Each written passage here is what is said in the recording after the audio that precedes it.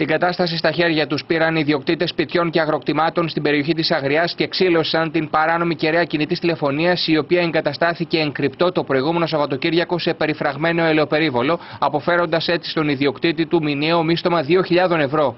Ο μεταλλικός ιστός ύψους 12 μέτρων και ο υπόλοιπος εξοπλισμός της κεραίας βρέθηκαν στο έδαφος από αγανακτισμένους κατοίκους της Αγριάς που πήραν τον νόμο στα χέρια τους. Οι κάτοικοι πήραν, θα έλεγα, τον νόμο στα χέρια τους, χωρίς να το γνωρίζω εγώ, εισήλθαν στο χώρο αυτόν και αποξύλωσαν την κεραία. Όπως είδατε κι εσείς, η κεραία δεν υπάρχει πια και δεν λειτουργεί.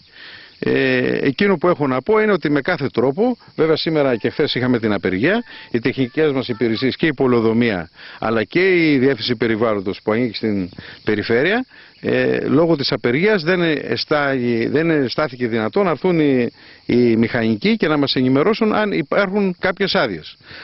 Ό,τι όμως και να έχει γίνει, σε καμιά περίπτωση, σε μια περιοχή που υπάρχουν γύρω-γύρω σπίτια, δεν θα επιτρέψουμε να λειτουργήσουν τέτοιες εγκαταστάσεις. Σύμφωνα με όλες τις ενδείξεις, η κεραία κινητής τηλεφωνίας εγκαταστάθηκε χωρίς να υπάρχουν οι απαιτούμενες αδειοδοτήσεις από τις αρμόδιες υπηρεσίες του Δήμου Βόλου και της Περιφέρειας Θεσσαλίας.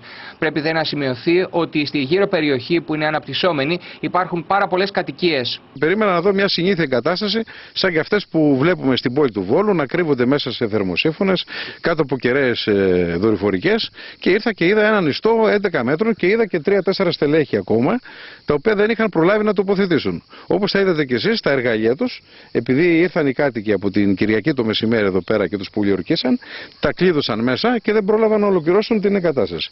Δεν μπορώ να διανοηθώ ότι μια κεραία 12-15 μέτρων θα ήταν έξω από τα τελευταία σπίτια της πόλης.